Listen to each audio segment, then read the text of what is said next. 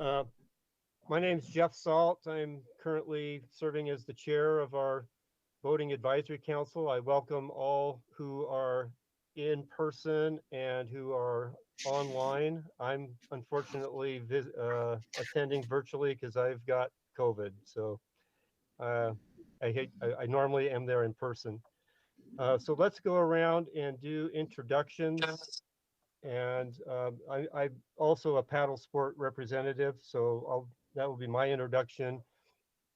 Jenny, would you like to start? Sure. Can you hear me okay? Yes. Okay, great, because it said it wasn't going to let me use my microphone, but I guess it will. I'm Jenny Knudsen. I am a water sports representative. Okay. Let's see, Jason. Jason Taylor, I'm down in Moab, and I'm the outfitter representative. And Zach. Yes, I'm Zach Williams, and I'm in Weber County. I'm the personal watercraft representative. Okay. And Adam. Adam Eagle, I'm the motorboat representative on the board. And George. George Summer, angler representative. I believe that's my Okay. title. So those are the council members that are in attendance that I see. And now Patrick. Everybody, Patrick Morrison. I'm a Division of Outdoor Recreation staff. I'm a recreation program director. Thanks, Jeff. Okay, thank you. I forgot DeWitt. He's joined us. DeWitt.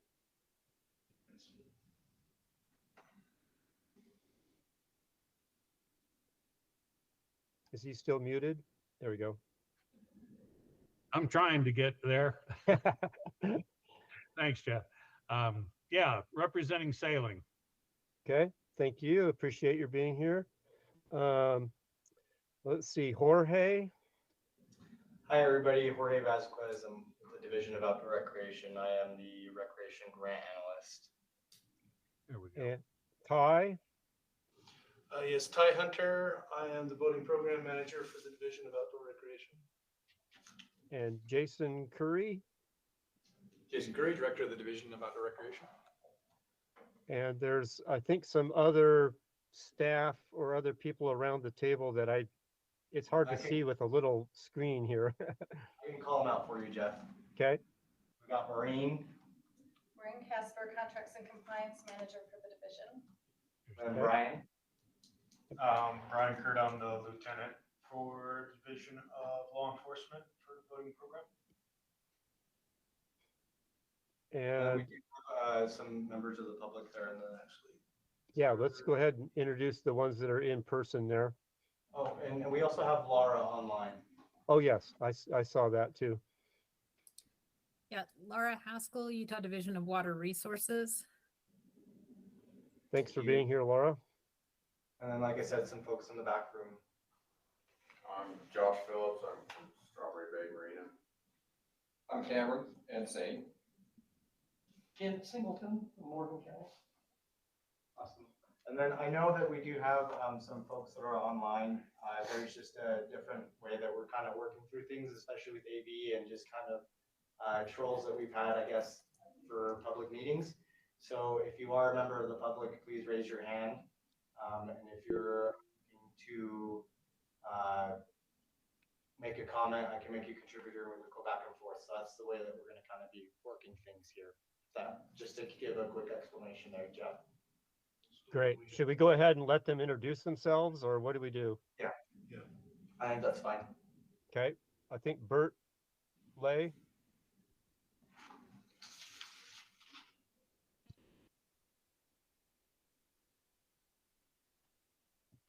So who lets him in? I have to unmute myself, and I also have to turn on my video. I'm learning. I'm Bert Lay. I am Vice President of the Utah Stream Access Coalition and one of 7 members of its board of directors. Okay, thank you. We have Jorge, if you want, you could remove my Jeff's note taker. That's my automatic thing that I can never get rid of. We have somebody listed with a phone number that ends in 02.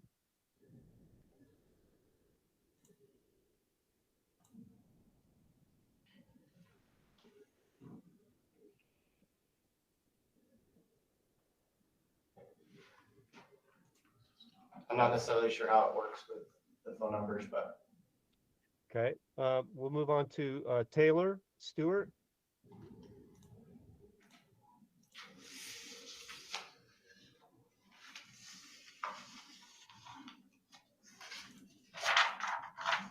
Did they drop off? No, it just takes a second to get Okay. access. Okay. Taylor Stewart, I am a fisheries biologist with the Division of Wildlife. For the northern region, I would be the biologist that represents Cutler and Newton. Great. And I'm trying to see Tim Herzog. Yeah, can you guys hear me? Yep. So Tim Herzog with the Boat Shack on the dealer side for the boat dealers in the state. So great. I'm with the Boat Shack. I don't know if I said that. Sorry. All right, and I don't know what to do about the phone number. Anybody else that we've missed, Jorge? no, that's everybody. Okay, thank you. And thanks for the patience on dealing with this virtual kind of screening that we have to go through to avoid unwanted trolls from interrupting our meetings. The next item on our agenda is a review of our last meeting minutes from January. Have all the council members had a chance to look over the minutes?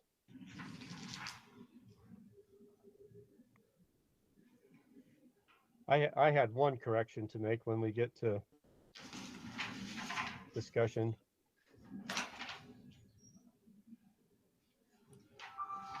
I know there was a couple changes, but I'll go ahead and make the motion to approve the minutes from our last meeting.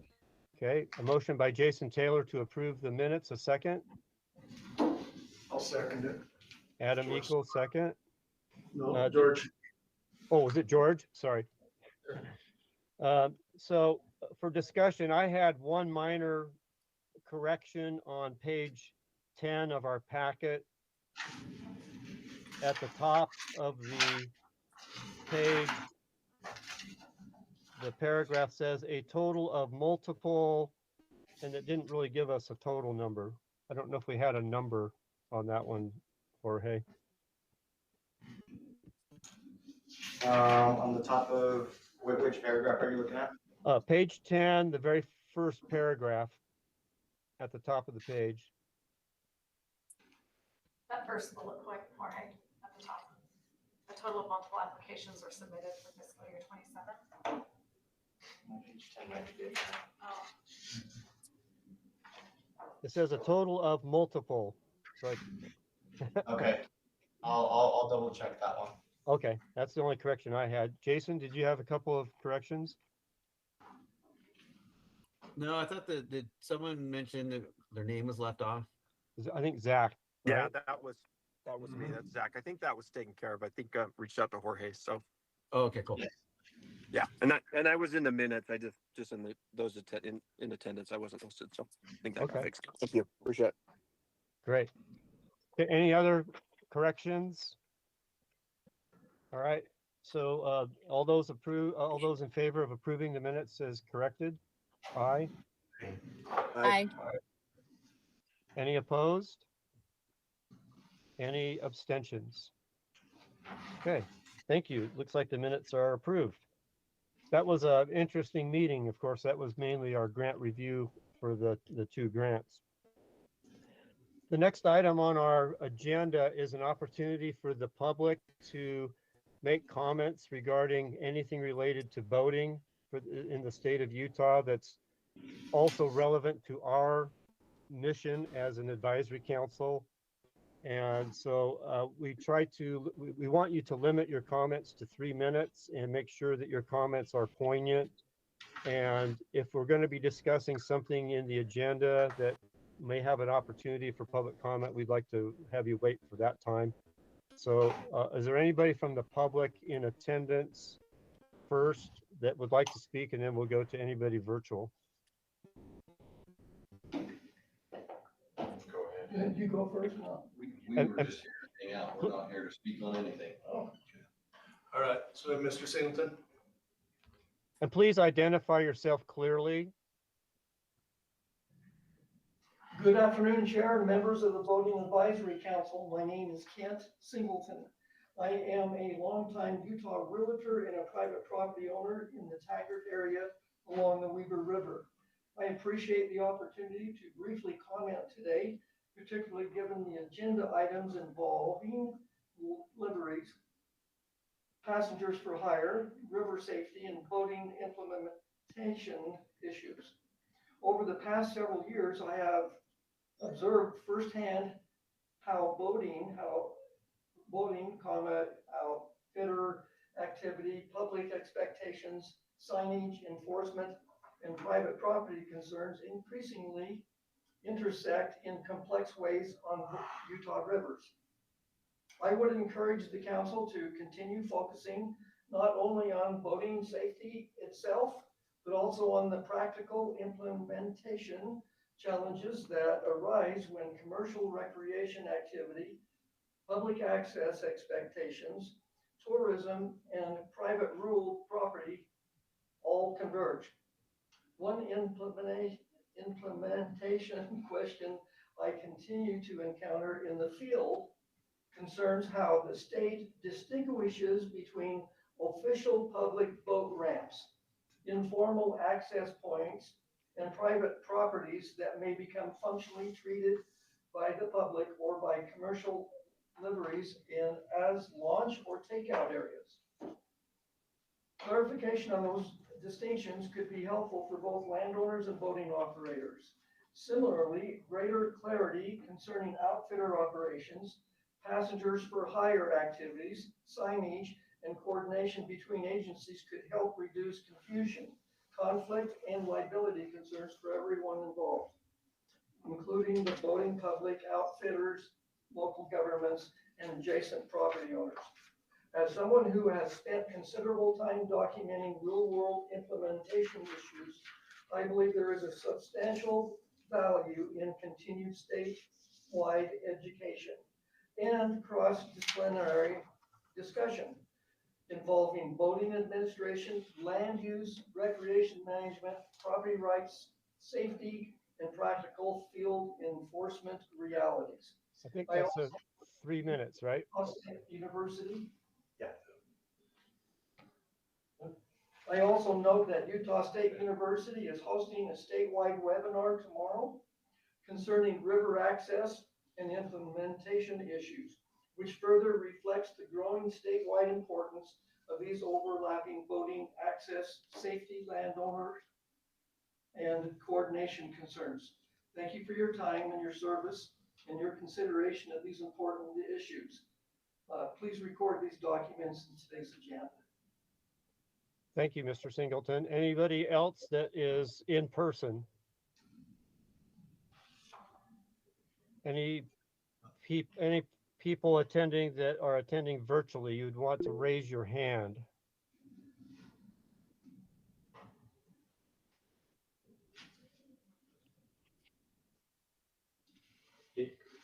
And Jorge, you might need to help me with the timing because I can only see minutes. I can't see like half of a minute or seconds. Yeah, Paul should have something getting pulled up here soon. So. Okay. I guess Bert. Okay, I've started my own timer. As I said, I'm Bert Lay. I'm with the Utah Stream Access Coalition. We're a Utah nonprofit that formed almost 16 years ago with a mission to protect, preserve, and restore the public's right to lawfully access and use Utah's public waters and their beds for recreational purposes, and to secure the legal recognition of all navigable waters in Utah and the public's right to recreate on such waters. Our original logo includes a kayaker, as you can see on my shirt here. And that's because we represent the interests of all users of Utah's public waters. I wanted to take a minute to point out to the council that we hear from boaters frequently about fences strung across some of our popular paddling waterways. I note that the Utah Code in Title 73, Chapter 29, Section 207 allows for the construction of ladders in order to keep livestock in their pastures and for other lawful purposes. However, the fence must be, quote, constructed in a manner that does not create an unreasonably dangerous condition to the public lawfully using the public water. It further adds, the owner of the access area shall allow the placement of a ladder, gate, or other facility allowing portage around the fence or obstruction. I simply want to point out that we hear from our members frequently that there are unreasonably dangerous fences across multiple rivers and streams in the state. In particular, I am aware of ladders on the Upper Weber and the North Fork of the Duchesne, and there are many, many other places where such fences exist. So I would encourage the Boating Advisory Council to do an inventory to determine where these where these fences are, and see which areas would benefit from a ladder. And I'd go on to say that the Utah Stream Access Coalition would be happy to partner, and other organizations would be happy to partner to install said ladder that is allowed in order to allow portage around, over the fence or obstruction. So that's my comment for today. I'm happy to try to give you more feedback with locations that I know of, but I'll stop there. So thank you for your time. Thank you, Bert. Any other members of the public that are tuning in virtually? You have to raise your hand first. Okay. I'm not seeing any other hands. Are you, Jorge? No. Okay. All right. Well, thank you, people, members of the public. We appreciate your taking the time and preparing those comments. Our first agenda presentation, we've asked Laura Haskell from the Division of Water Rights to give us a presentation on an assessment of where we're at with water levels and stream flows and how that's going to affect boating, obviously. So I would like to turn the time over to Laura Haskell and thank her for being here with us today.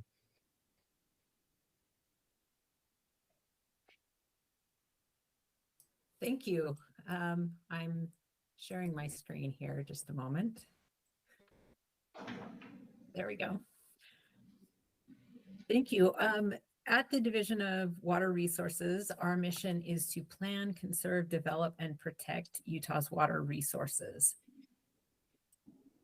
One thing that we do is we hold a regular webinar that has information. It has a lot of the information that I'll present, plus a lot more information. It's about 45 minutes of data, and it's presented by the agencies that collect it. So USGS, Bureau of Reclamation, National Weather Service, NRCS, all those agencies will come and present their data. And so it has an opportunity to ask questions, and then you can submit observations of what conditions you're seeing around the state, because that all goes into the US Drought Monitor map. That map that you see on the news a lot currently has a lot of reds that depicts which category of drought we're in.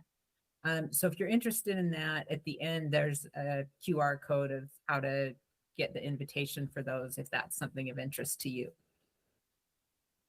I think we all know that the root of the problem here was our snowpack for the winter.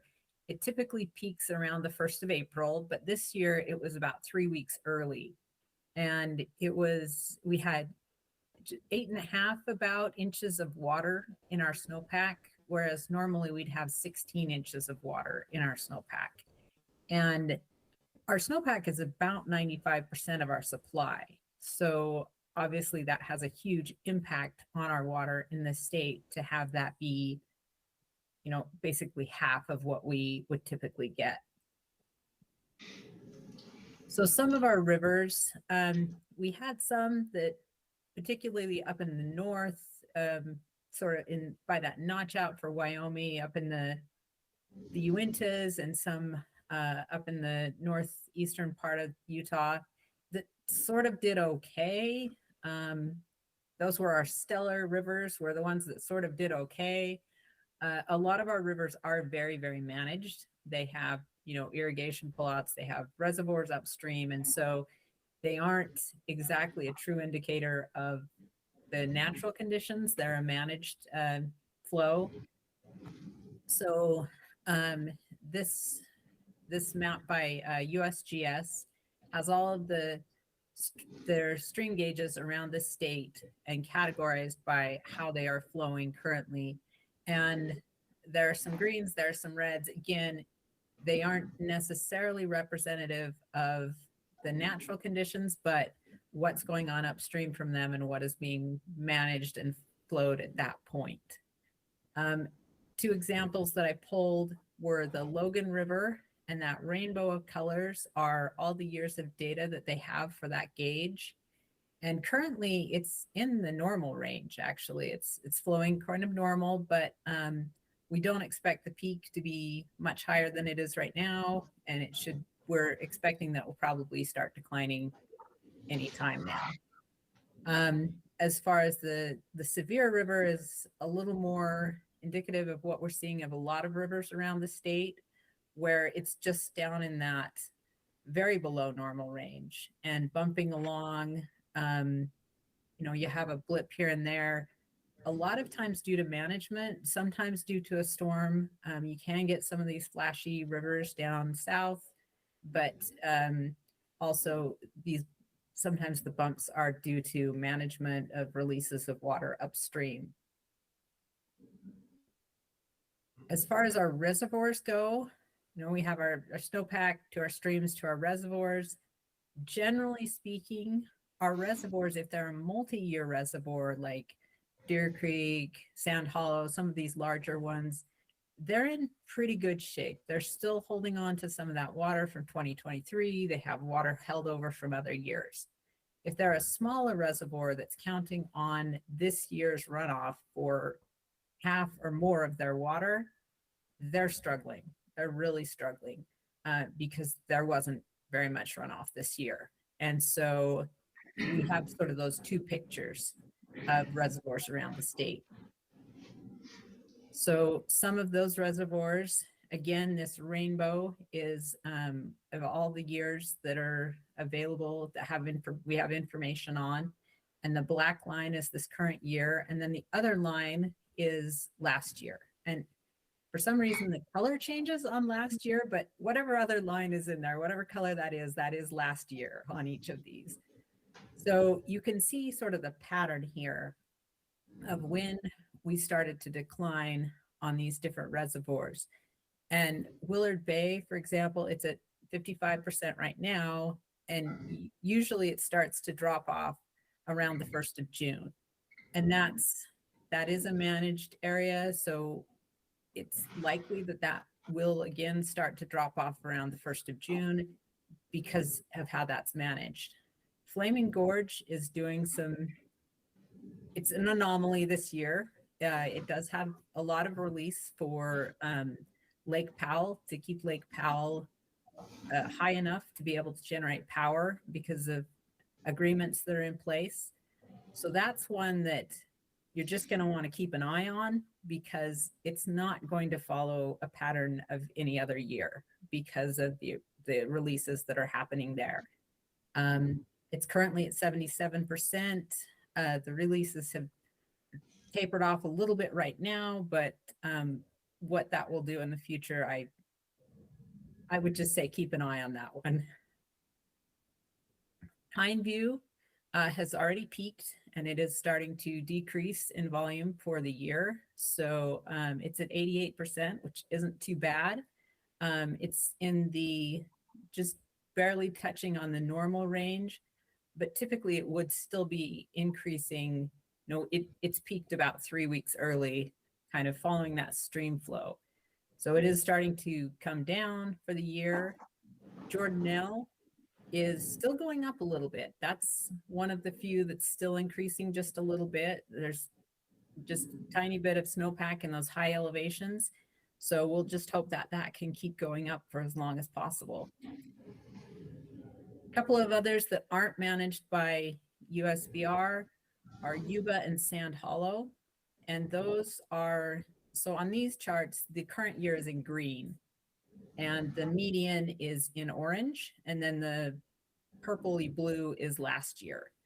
So Yuba is really struggling. It's been struggling. They just have had a below average water supply for several years in a row. Even 2023, it was good for them, but it wasn't as good as the rest of the state. And so they've really struggled for several years. And you can tell that by how low Yuba is. It's already peaked. It's coming down for the year, and it's at 20% already this early in the season. Sand Hollow is at 82%, but again, it has peaked for the year and is decreasing in volume. Lastly is Lake Powell. It's at 24%. We're expecting that to just kind of bump along about there because of the agreements in place to keep that above the power production level elevation. So that's probably going to keep going at about that same level. Our outlooks, the map of the whole US is a little bit outdated. They release that once a month and the new one comes out tomorrow. But there's strong indicators that it's going to be a pretty warm next couple of months, which increases the evaporation and how thirsty the air is for water. Plants take more, things dry out faster.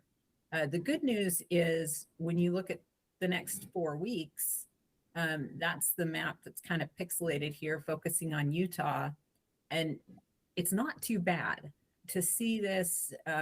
If you look at over the winter, this map was dark red, and the air was very thirsty. Things were drying out very, very fast. So to see half the state being just kind of average is actually better than we've seen in quite a while.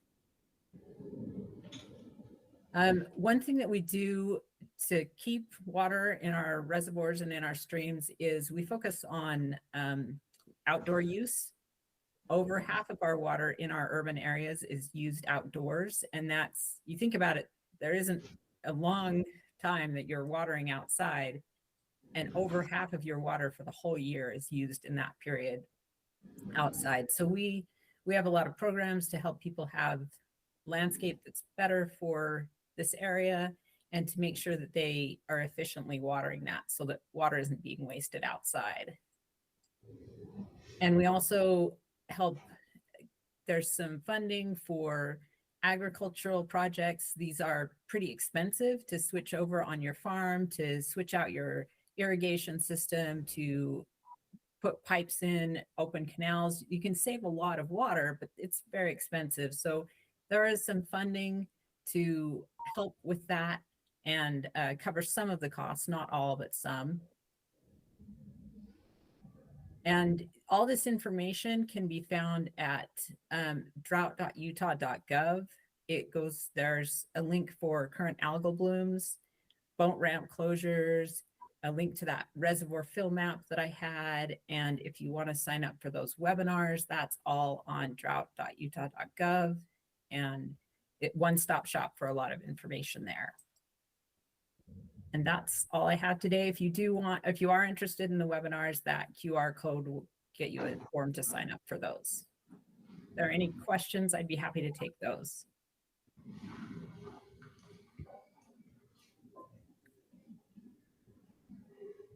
Yeah, I have a couple questions with that. I actually love that you're here today. This is Tim with the Boat Shack. Talk to me a little bit about, like, I know we didn't get like a crazy ton of snowpack, but I feel like we got a ton of rain still, and something that we've kind of heard and like we've kind of, talked about as boat dealers and even with customers or whatever, like what's the water content in our soil, if that makes sense? Like how did we get, because we had a lot of rain that just didn't turn to snow, like does that kind of help things? Is there still stuff in the water that's going to allow those reservoirs to hold up maybe a little bit better? I'm very uneducated in all of this, so like if none of this makes sense, that's totally, you can just see you're high in the night, you don't know what you're talking about. I'm good with that. But like that's just something that we've kind of heard of, a benefit of kind of the crappy winter. Am I right or am I wrong? Is there some truth in that? Do you want to like kind of speak on that just a little bit? Yeah, there is some truth in that. In October, when we had those really wet, they had a bunch of rain, and we were pretty happy about that, because what normally happens is if we have a really wet fall, it freezes and locks in place, and then we have a really efficient spring runoff. This year, it was so warm over the summer that rain kept falling as snow, or snow, the precipitation kept falling as rain up into pretty high elevations, and our soil moisture kept increasing throughout a lot of the winter up into really high elevations. So we do have high water content, like we have gauges, NRCS measures it, and they have them at 40 inches and 20 inches depth and 8 inches and 2 inches. So the deeper ones are still pretty wet, and that's going to help groundwater and our aquifers. But we are seeing the 8 inches and particularly the 2 inches are already drying out. So it's helpful that moisture, I mean, that water went somewhere, but it doesn't act the same being stored. Our snowpack is kind of like a really high elevation reservoir and stored in there until our spring runoff. And it didn't act the same way, but it's still water that fell, and it's still there somewhere. It's just a lot of it went into the aquifers. Yeah, that makes sense. Thank you.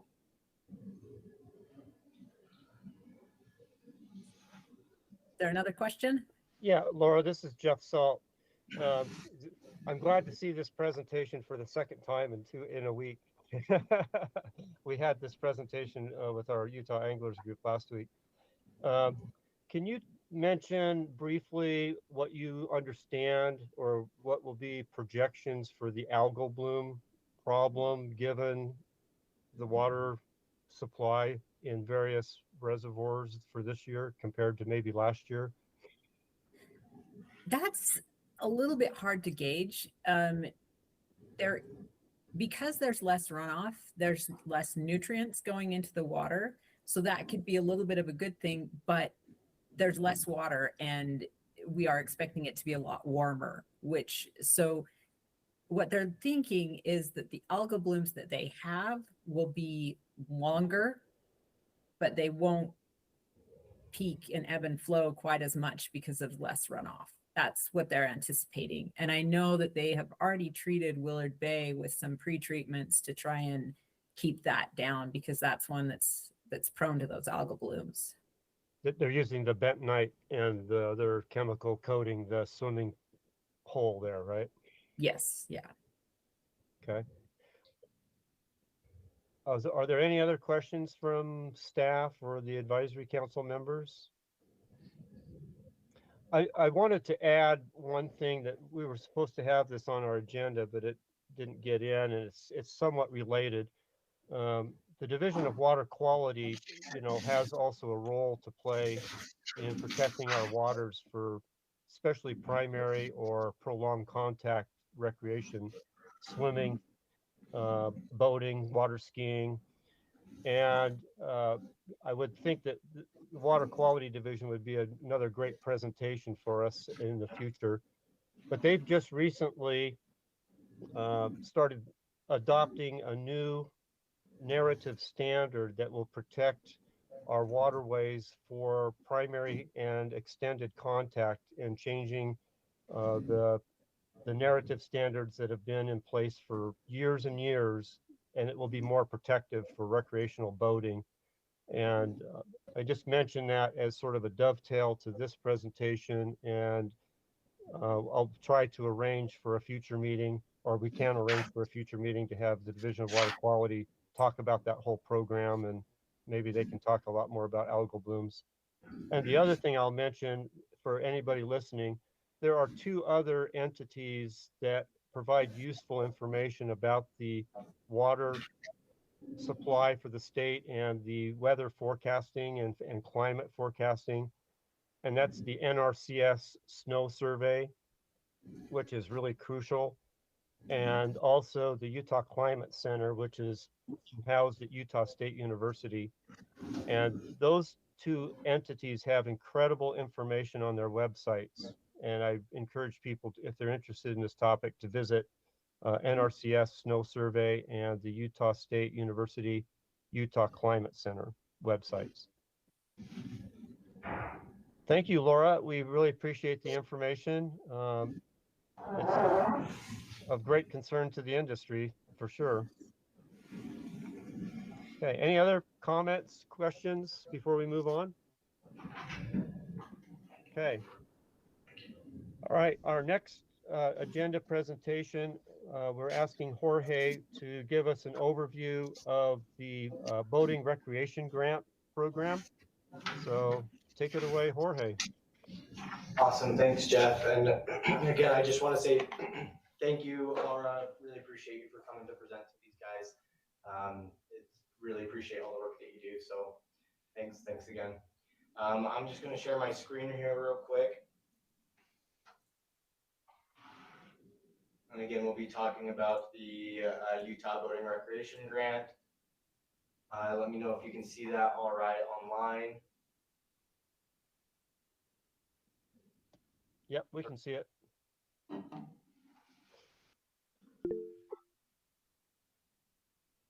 Perfect. Patrick? Okay. So I was just trying to thumbs up, and I actually. Awesome. Well, thanks again. So, like I said, we'll be going over the Utah Boating Recreation Grant. I'll be going over a few things. For instance, just overall grant policy and application. As I go through this, I would like to ask the Boating Advisory Council members to just kind of take a moment, write down any thoughts as I'm going through it. If you have any questions, please feel free to stop me. But I'd really love to get all your thoughts and just overall comments. Just really looking to, again, make do good on your guys' recommendations. Just try and make this just a good program for our boaters. And just to give a quick overview of the Utah Boating Recreation Grant, it is funded through boating related, just boating fees, registration fees throughout the state. And its overall goals, again, just to improve Utah's waterways, especially just with the way that water levels are heading. And we're looking at a few different things to kind of mitigate that, whether that's your boat ramps and extending those ramps, or creating additional access points for non-motorized users. I can go down a little bit lower here just to kind of give you an idea of what those eligible uses are for the funds. As I mentioned, again, there's going to be your publicly owned boating facilities. So that's going to be your boat ramps, your docks, your courtesy docks, any parking areas. There's a section for waterway protection, which is more specific to any erosion that's being caused by your boats. And that's typically happening around your smaller reservoirs, like for instance, Hiram Reservoir. It's a really small reservoir. You get boats kind of speeding around, and so it's causing additional just erosion through that. So but that's a key aspect to that, is it has to be being caused by vessel wave action. You have your access improvements. So again, as I mentioned, this is kind of two talking points here. You have your drought access mitigation, which is more specific to your drought that's happening throughout the state. And again, this is more open to trying to extend those boat ramps. That second access point is more just making it safer for everybody. So for instance, you're looking at your non-motorized users as well as your motorized users. So trying to separate that use throughout the reservoir and just make it less congested. And again, it's just going to make it safer for folks. So that's a really good point there. And then the other section here is going to be your search and rescue equipment. This is more specific to, again, your boating search and rescue related incidences and anything that's kind of happening on the water. So things that are eligible there could be potentially like your search and rescue boats, potentially I would say drones, just anything that's related to search and rescue that's going to be helpful and beneficial to your search and rescue teams. And then just to kind of mention real quickly on the actual eligible applicants. So we have your counties, your cities, towns, your municipalities, state agencies, and then this is actually a little bit different compared to a lot of our other grants in the sense of water conservancy districts actually being eligible. I'm really interested to see how that's going to go and if we get any water conservancy districts actually end up applying and seeing how they end up working the application. So that's just a kind of general spill of the actual grant, what's going to be eligible for it. Some of the important dates to kind of keep in mind here is we got September 1st. That's going to be when the grant actually opens. That's our target date. And then the closing of the grant application is going to be October 15th. And we're lining that up with our Clean Vessel Act as well as Boating Access, just so that way you all as a council can take a look at all these applications and see how we can how you all can best utilize boating access along with the Utah Boating Recreation Grant. Because keep in mind that this is a state fund, your Clean Vessel Act and then the Boating Access Grant, those two are federal funds. So we're working on ways to see how we could utilize both of them as matching funds for one another. So that's going to be the real big reason of why we're trying to have them all in one meeting and keep them together. So more of the policy, the overall policy overview that we kind of mentioned. We're thinking more of like a maximum request of 500,000. Again, this is more so the first time that we're kind of presenting it to you all as the Boating Advisory Council as well as the public. So again, any recommendations or thoughts, considerations is really beneficial here. This is a $2 million fund. That's what's going to be in the actual account. And so keep in mind that this could potentially fund 4 really good projects or a ton of smaller ones. However, we did think that this was a good idea in the sense of if an infrastructure based project is looking to get more than 300,000 that they present to the Boating Advisory Council as to why they need more than 300,000, and then for search and rescue, it's about 100,000. I just kind of see those projects being a little bit smaller. And overall split of what we kind of talked about was potentially like a 1.3 for your infrastructure based projects, and then 700,000 for your search and rescue, just because of the overall costs that are associated and what we've kind of seen with the off-highway recreation grant. That's another thing to kind of keep in mind here is that this grant is really based off of the success of the off-highway recreation grant and how well that's done, and how that's taken your off-highway recreation registration fees, and so that's kind of how that's been modeled here for this grant. So just a few things to kind of keep in mind. That's the overall run through of the grant, and then just kind of some of the policies that we're thinking along with it.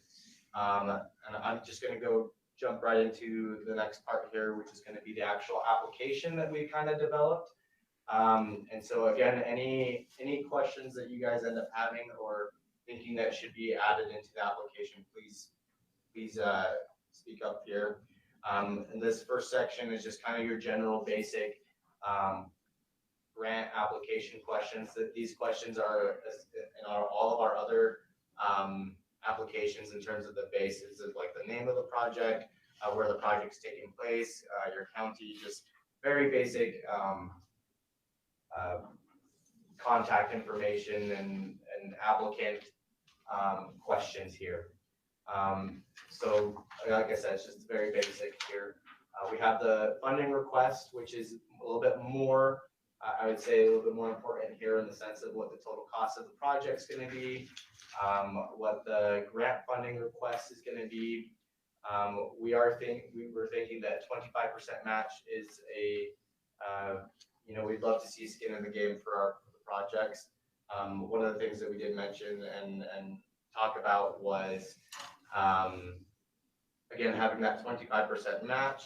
Not all of your match has to be, it could be a split between cash and in kind, just so long as there is some matching funds being cash. So please keep that in mind. That's something that we were talking about there. We also added a question that if they're unable to meet a match, they could provide a justification for why they might be able to be considered for a reduced match. That was something we threw in there.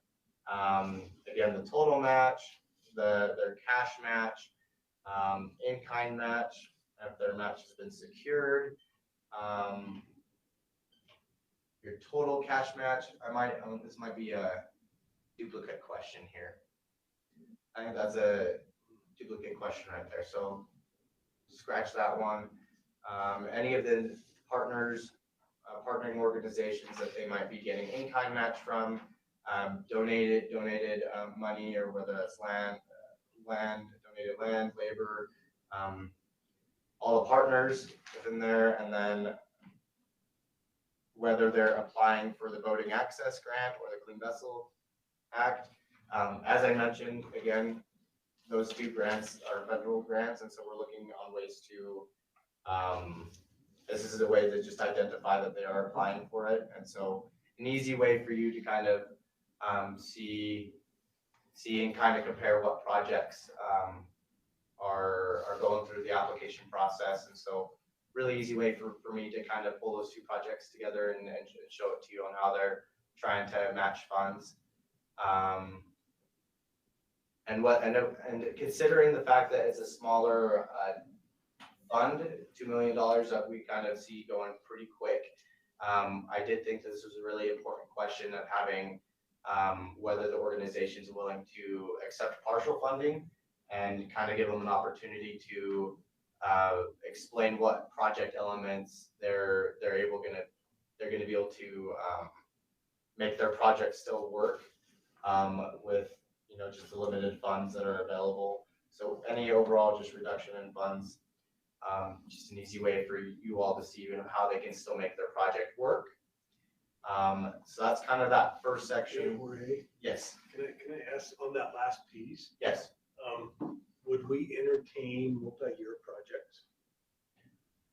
That's a really good question, and I would kind of be curious to kind of hear what you guys as a council have thoughts on. Just I think that question, if they accepted partial funding, or if we could split it up into multi-year funding, then there's a better opportunity that the project could be accomplished. So what we've done before. yeah.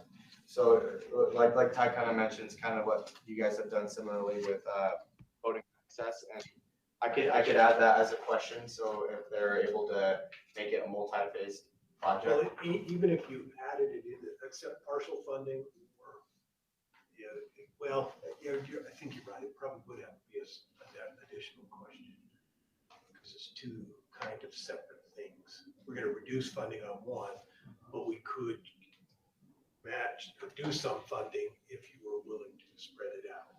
Because on voting access in the past, we've done engineering or NEPA, we've done that portion there. And then we've come back through and we've done phase one that got mobilization in for either breaking ground, whatever that. Then we came back for a phase two for completion. And I kind of, because there's probably going to be some good projects that come up for this, and I kind of don't want to turn anybody away if we can do that kind of process. That's a good, So good recommendation. but not guarantee follow-up funding. They would still apply. So we would say we split it into phases. We'll award phase one now, reapply for phase two, because you don't want to pre-commit the next year's funding. Yeah, exactly. Yeah. Okay. But that's what we did in voting access grant is we broke up some applicants and said, you know, phase, or we said we would like to fund just this portion. You have to come up with the fund, like the American Fork Harbor. You know, it's like we'll pay for the dock, but you got to come up with the money for the removal and all that. Yeah, some good stuff. Thank you. If there's any other comments on that, that would be great. And if there's any other thoughts, concerns on how to potentially make that work.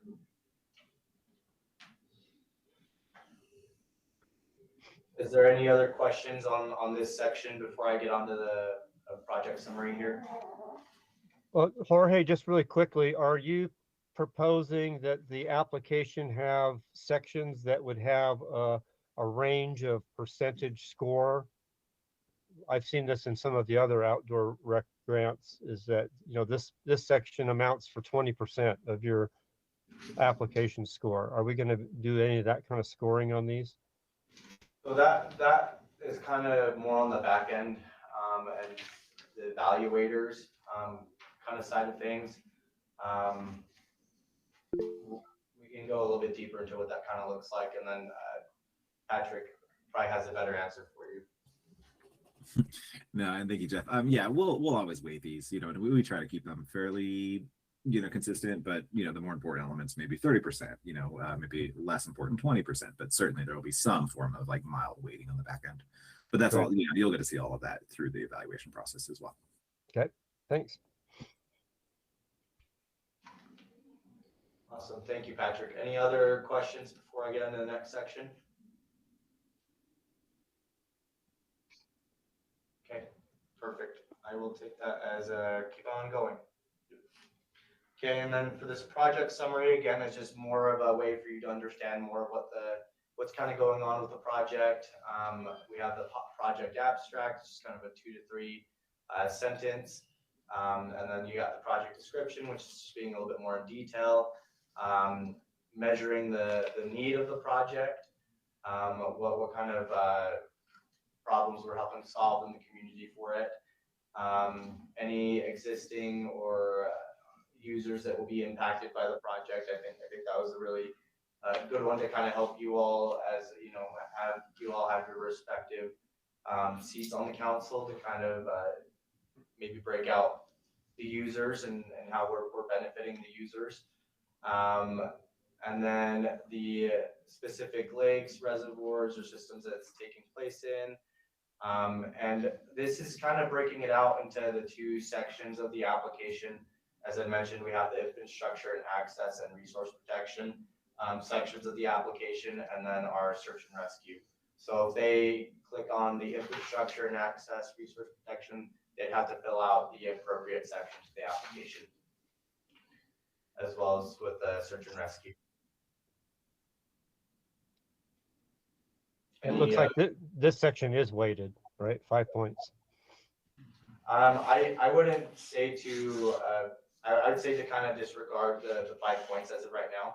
Right. We'll probably be fixing that up in the, like I said, the back end of things, because I haven't updated that section. Any other questions or concerns on this section here? Okay, perfect. This is probably, again, your more meat and potatoes of the application, especially for the infrastructure and access and resource protection of the project. This first question is kind of identifying and making sure that they're still eligible with what they're trying to apply for. We're just trying to identify what section they're looking to apply for. So again, your construction repair of your publicly owned boating facilities, your protection of your waterway shorelines, drought access mitigation, and then that alternative access for non-motorized vessels. It looks like I'll have to do an update there. And then just overall how the project's improving boating access, making sure that it's a publicly owned boating facility. These questions kind of break out more specific to the sections up here for the questions. So it's got your current conditions of your waterway shorelines and how it's being, how it will either prevent or minimize the erosion of your vessel wave action, how the project's addressing your drought-related boating access challenges, how it's working to develop an alternative or non-motorized access points to overall, again, reduce the congestion, your conflicts and just any overall safety concerns on your boat, on the boat ramps. Maintenance was a big thing that I kind of got from other council meetings that you guys have had, is that's a really important aspect to just how we're looking at the life of the projects. So I thought that was a good question there. Overall timeline and when they're looking to be done. The planning, again, that's going to go into your engineering or what kind of work has been done so far. Because again, one of the things to keep in mind with this is that we don't,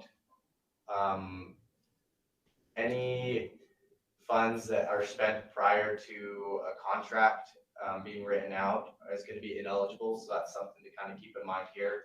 And that's what we're kind of looking for here with this question.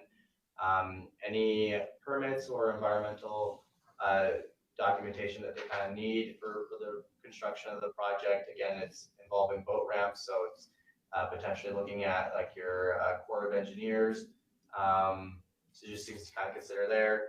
And if there's anything that's happening on a cultural site, it looks like I actually have a question here that's more directed for phased out sections here, George. So, and that's the section of the application. Jeff.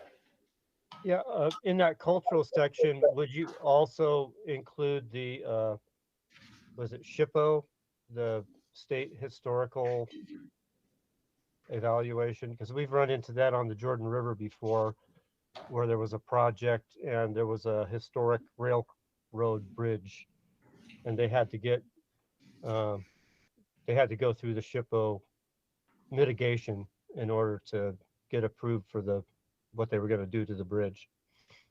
Yeah, I'm sure there's way that we can partner with SHPO and work with them just to make sure that everything is good there. So yep, I can add that onto the attachments section. So that way they can attach, like for instance, a letter or whatever that we get from SHPO. So.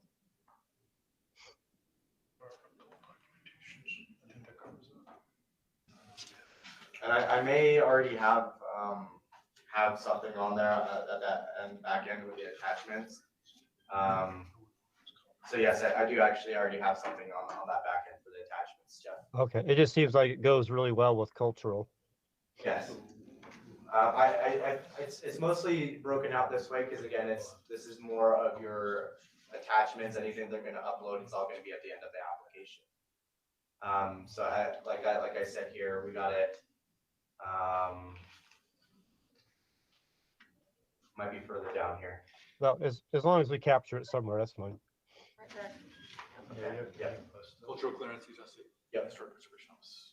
Yep. So There I got it is. that. Yeah.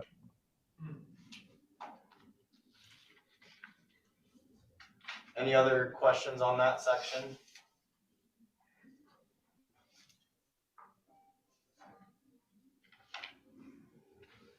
Seeing none, I'm going to continue here. This next section is more pertaining to search and rescue. A lot of this has been taken from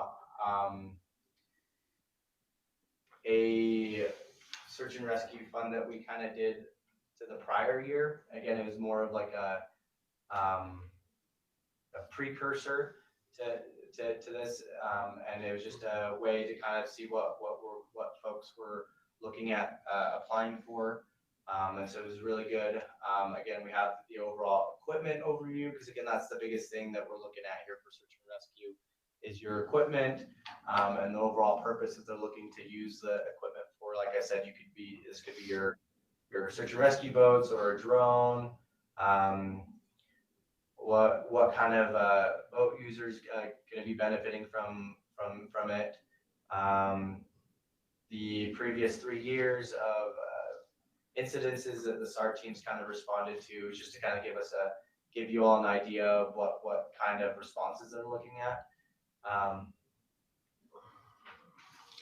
And then whether there are agencies assisting with calls outside of the Utah border, just to kind of again potentially give you an idea of whether this might be used for outside of Utah.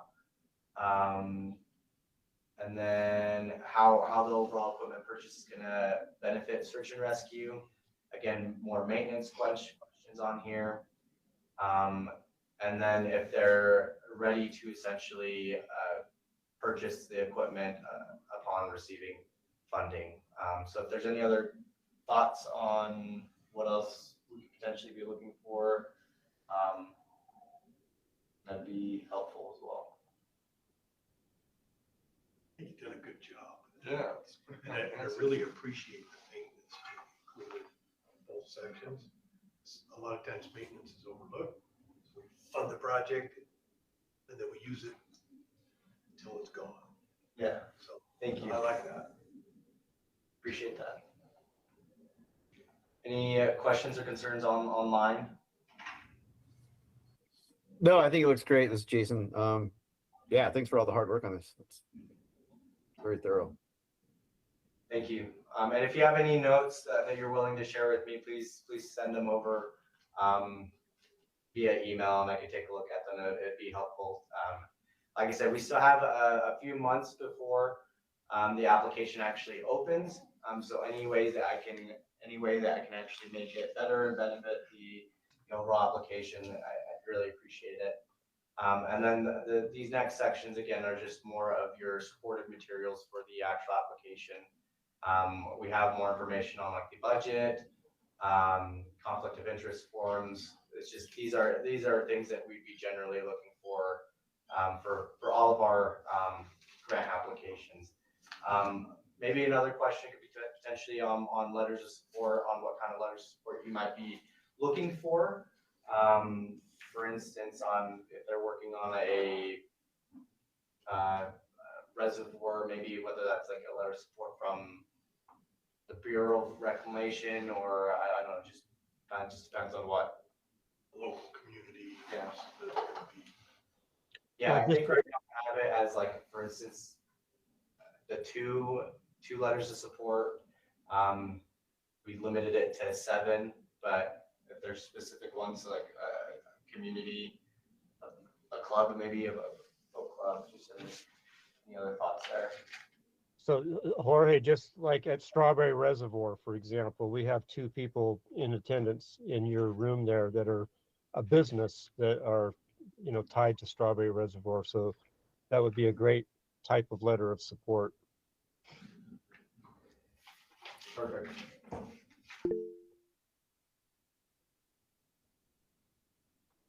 Patrick?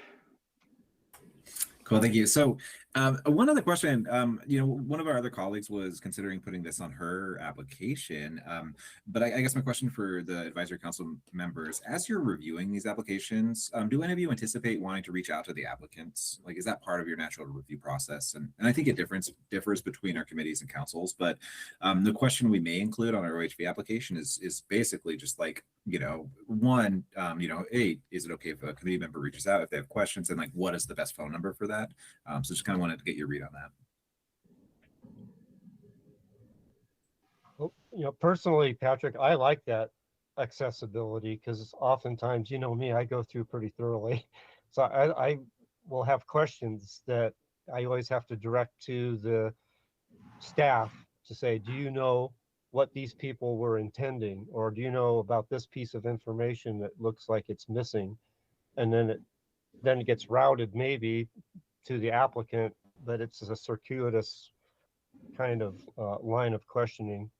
If they're willing to have committee members talk to them, I would think it would be optional and a good idea. Okay, great. And if anyone else has any other thoughts, please share. But yeah, we'll absolutely make it optional. And I'll probably massage the question a little bit if we even do put it on. But something along the lines is like, may a council member reach out to you? What is the best phone number for that, or something along that lines? But I just thought it was a good idea, and so maybe moving it to other applications as well. So, well, thank you, Jorge. I had another thought in the qualifications of who can apply, who is eligible. Are the eligibility categories set in rule or statute, or is this still open for including other potential eligible entities? That's a really good question, Jeff. It's actually set into statute. So I could pull that up for you. No, that's okay. Okay. I thought, because like on the Jordan River and Provo River parkways, the Mountain Land Association of Governments has been really instrumental over the years in promoting projects, applying for grants. So I was thinking regional planning agencies like Wasatch Front Regional Council, Mountain Land Association of Governments, do they qualify under the current list? And what about another type of group like a watershed council, like the Provo River Watershed Council? Could they potentially apply? Go get a drink of water. You want me to answer for you on that? So Jeff, to answer your question, this is Ty. Out of that, it was not specified any type of regional organizations or associations and such there. It is cities, or municipalities, counties, state, and then water conservancy districts, and that is it. Okay, so we would have to get a legislator to possibly run a bill to make it more inclusive if that was important. Either that or just one of those, or when a city would have to run it for that. Sure. For that.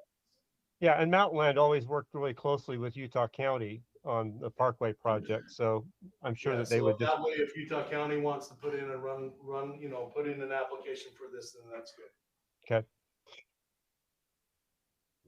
Thank you. Thanks, Ty. No problem. I've had those before. Save me there. Any other questions? No, this is a great application that you've put together, you and whoever else was involved, Jorge. So thank you for all this work. Thank you. I appreciate that, Jeff. Okay. Like I said, if you have any notes or anything that you're willing to share, please send it over my way. Okay. That's all for me, Jeff. Thanks. Okay, great. Thank you. Well, we're pretty close to on time. Our next item is a legislative update from Ty, and I might have a few bills to add to your list when you get done, Ty. Okay. So I was, as looking at this, I was looking at ones that affect the program itself. There were some bills that did not pass. I did not list those. I don't know if we want, for time's sake, I'll maybe save those for the last portion, just because I don't want to skip over these ones here that have, I think, a tremendous impact upon the program itself. First of all, it was listed on here from this last legislative session was House Bill 54, voting safety education. Basically, this brings in an education component for voters that they have to take in order to operate a vessel. What it has done is the muscle aware course. It's now combined voting education, muscle aware course together, but it is in that same footprint that the muscle aware course had. So we're looking at a 20-minute test or a course that operators will have to go through that will also take care of the muscle aware requirements and also the voting safety. Of that, we are to talk about life jackets, DUI, and navigation issues. The navigation issue that we are going to have a lot of focus on is the speed and proximity law. That right there would remove a lot of our user conflicts, as if we can get people to understand that a lot more there. It also will give the Division of Outdoor Recreation an opportunity to create a rule that we will work with liveries, and especially the one livery that put the request in for this, and that's I gotta remember, the Hershey's are the ones that run that livery up in Bear Lake. We're looking at if a livery wants to we'll put in a set of requirements that if the livery wants to deliver this in their orientation, their safety orientation, they can, it'll basically,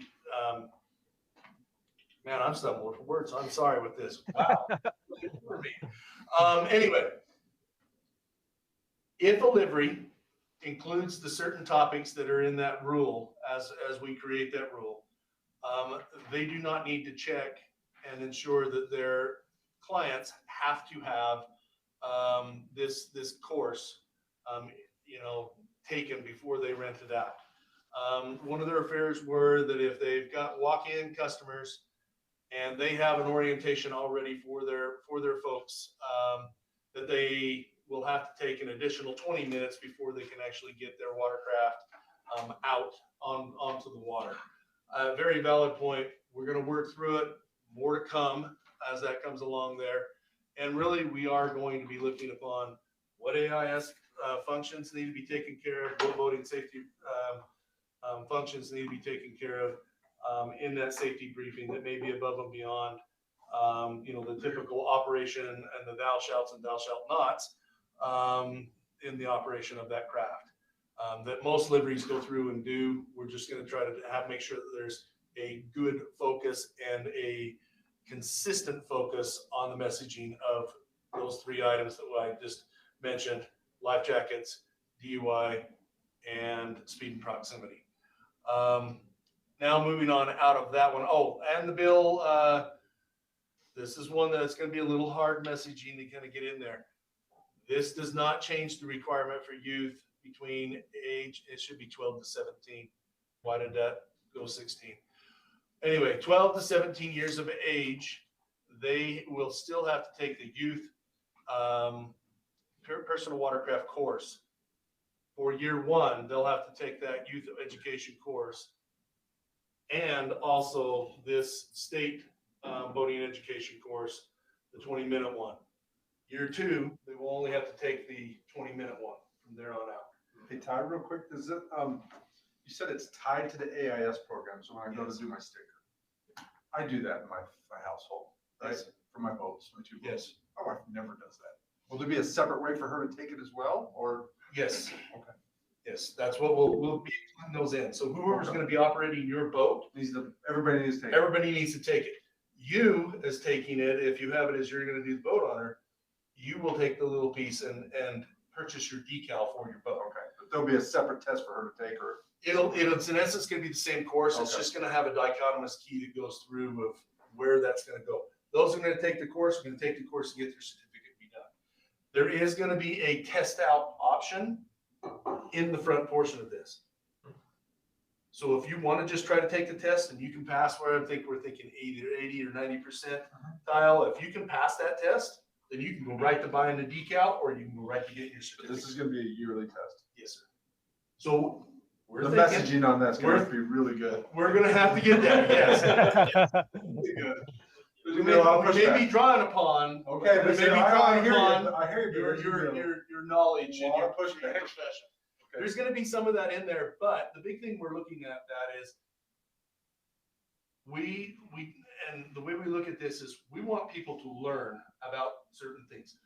The reason why life jackets were picked, that's like the number one reason why people die. Sure. Is because they are not wearing their life jackets, and we need to try to make that change, or maybe to instill more information for them to make that decision to wear a life jacket. Can I recommend that it's not the same test every year? Correct. It's not going to be the same test. It needs to be. We're going to try to have some where we can focus on maybe a rescue technique 1 year. Okay. That deals with maybe a type 4 and life jackets, and then the next one is how to properly fit and choose a life jacket. And then the next one may go, I'm just picking on life jackets. Okay, yeah. But then, DUI will be there, but AIS is also going to change too. Okay. To where we can function on. Because I think if people are learning every time they take it, I know I get things when I'm like, oh, I didn't know that. Yeah. And I'm okay taking a test every year, but if I'm not learning everything and it's the same dang thing every year. For those that want to learn more, we're going to have an opportunity. If you want to learn more, visit this area, visit this link. So then they can go and expand their knowledge on their own time. And we're not going to ask them to do that. This originally started off of looking at maybe doing the NASBLA course, the National Association of State Voting Law Administrators, which that's what the personal watercraft course gets in. That's anywhere from 4 to 8 hours long of a course. I don't want to brain dead folks in that piece, but we were looking for reciprocity to do so. Yeah. And it's not. But actually, I just presented this to our Western States group, and I've actually got states that are reaching out to say, we are going to watch you. We're going to see what happens with this. If this goes well, we want to follow what you're doing. We want to move away from this one because we look like we can make more of an impact upon voters and voting safety doing it maybe this way than the other traditional ways that are. The other thing when it comes to that annual, I would like to see that on our voting advisory council agenda to see what you all can offer in terms of what you think we ought to consider for adding into next year's. We were going to do a presentation, but this agenda was very full. I'd like to have Deirdre come in after our committee gets some things put together with this, and we would like to do a presentation to you all about how we're going to do these focuses. Plus, as we start to put this together and try to break the system and find the holes, we're going to rely upon our voting advisory council to help us with that. And this is January 1, right? Yeah. Yes, sir. It's fast track. It's happening quick. Okay. Good. So Sorry. we're, yeah. Can I ask, sorry, and I'm interrupting, but I might be really dumb. However, this was super annoying for me last year's delivery to go through the AIS certification for 30 votes. Is there something that's changed? Is there a way to change? Is that under the purview of the outdoor rec to maybe just do like similar to a business license where I go in, do the AIS certification, and I hang it on my wall next to my business license? It is not under the purview of outdoor recreation. I am working with the Division of Law Enforcement in this aspect and trying to get something similar to our dealer piece with this. But yes, purchasing the decals, I think, is going to be much different than what you have experienced. I may have done it wrong last year. I just remember sitting down. You can't purchase multiple decals for multiple boats. You have to go through the course over and over and over and over. That will not happen on my watch. I'm telling you that right now. I was like 4 hours in, and then it wouldn't even let me go through anymore. No. That's been the number one issue because how many boats you got? 2. Yeah. So you have to. He has to go through the muscle work twice. You're doing 30. Yeah. I'm sorry. Yeah. I'm sorry. If it was ours, we're fixing that. Yeah. So that part's just as a thought process and hey, maybe we can do this, something that says, hey, this business has completed it. And I can take an officer up and say, hey, look, I did it right here. All my boats are covered. Yeah. Do we do like a So your business, as you doing that as an owner, you can take that as the owner, one test. Once and done, you can buy X amount of decals you have. You just need to put in your bow numbers and we'll program that in there where you have either the HIN or the bow number or both. I would prefer both of that. And then we can have assigned to that decal and then those decals can be passed out. That'd be lovely. So it'd be just like dealing with motor vehicles. I don't deal with them. Hey, Ty. Yes, go ahead. Ty, during the legislative session, I had a couple of questions that were directed at me and I wasn't able to answer about this bill. And one of them is a silly question. One is maybe not silly. The first question was, the legislation says watercraft, but it didn't really get into the weeds and narrow down what size or inflatables with motors or, who's going to actually be responsible for taking this motor safety course under the definition of watercraft.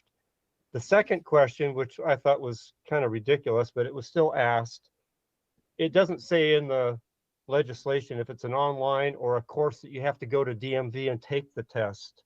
And so somebody was worried about, do I have to go to a DMV and take this test every year? And I said, I don't know, but I'll ask. No, the question is, this is online. It's going to be online and it's going to be there. Oh yeah, if we have to go do a proctored exam, no, I'm not doing that ever again. I know Jason probably's laughing with that too, because we used to do proctored exams for carrying passengers for hire. And yeah, there were some problems with it as it went. So What about the definition of the watercraft in the the legislation? watercraft portion with that, it's going to be motorboats and sailboats that'll be there. So anything anything that needs to be registered. I need to be looking at it, but through the AIS law, we tried to make reference back to the AIS law and the new update that was in there that an inflatable watercraft is exempted from that. So that would be the exemptions that come in there in that piece. So it's going to fall within that.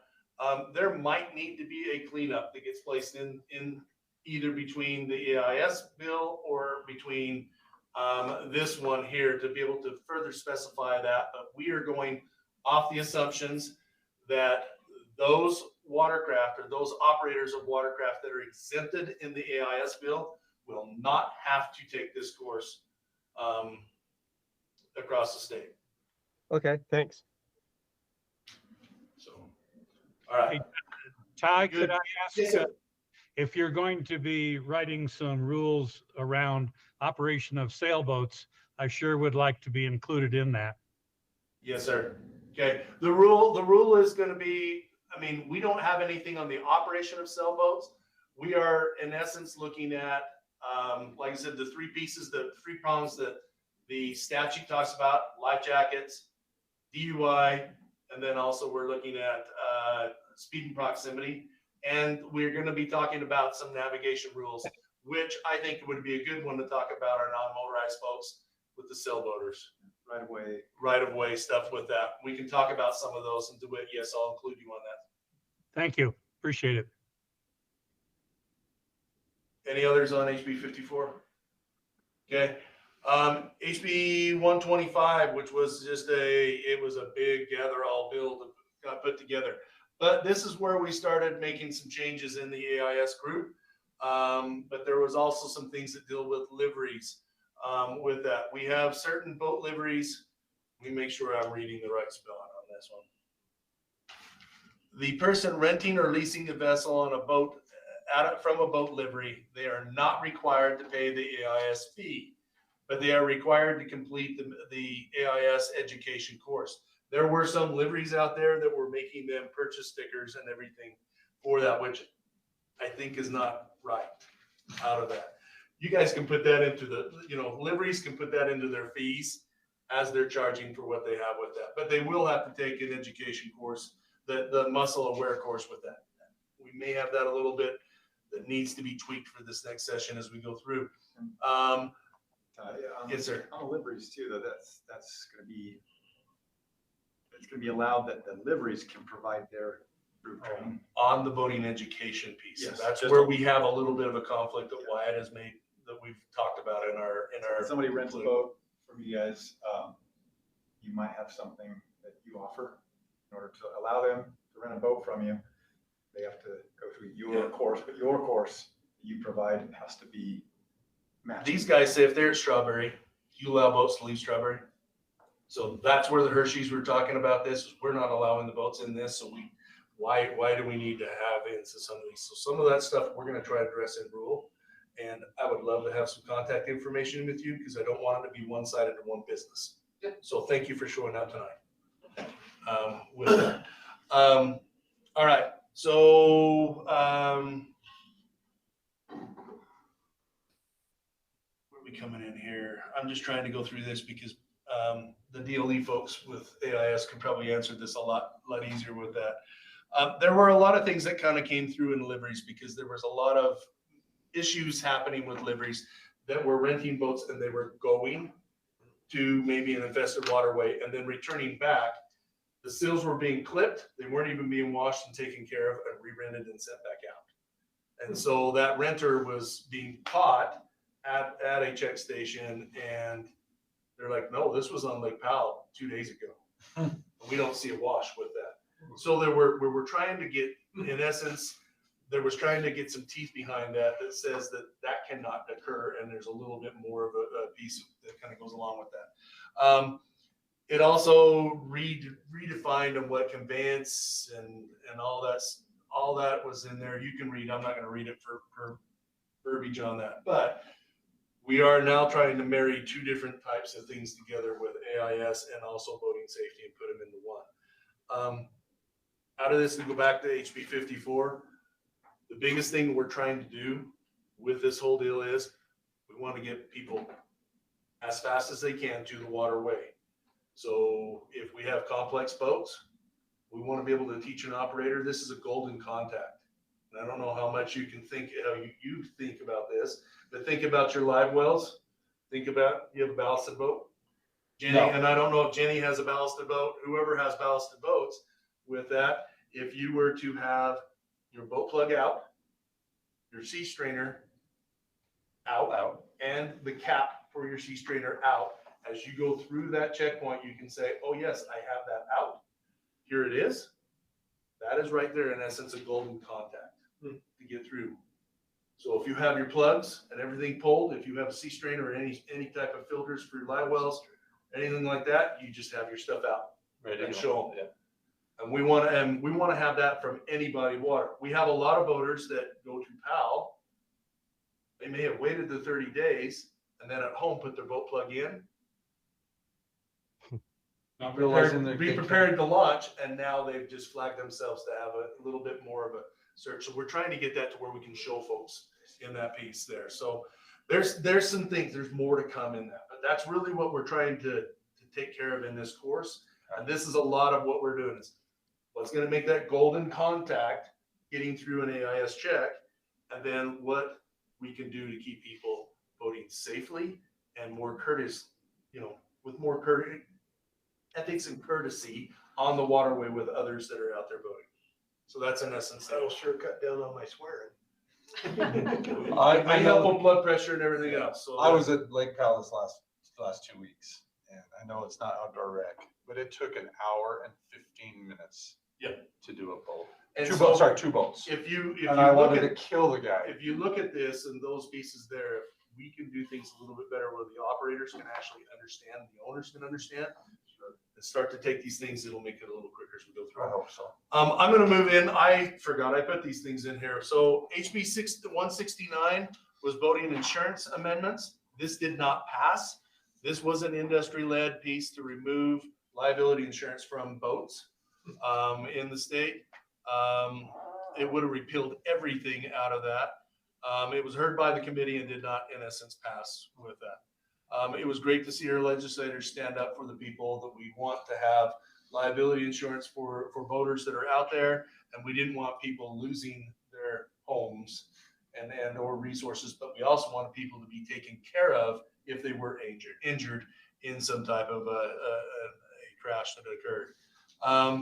HB 157, I put this one in here because we have a dealer representative, Tim, here with this. This bill would have enacted a new Motorboat Distributor Act, which focused on the manufacturer and dealer relationships that gives the dealers more freedom on warranty work. The bill passed the Senate, but it did not pass the House. This is one that the program really does not have a dog in the fight, but representatives and pieces coming in with this do. So our boat dealers do have a fight in this, and really a lot of this is a warranty payment may not even include the test drive. So dealers were maybe taking a hit on making sure that their repair, their warranty repair, is actually fixed it, and that the boat is in good operations to be able to send it back out in the field. So did I miss anything on that? Where's Tim? Is Tim on here? Is Tim still with us?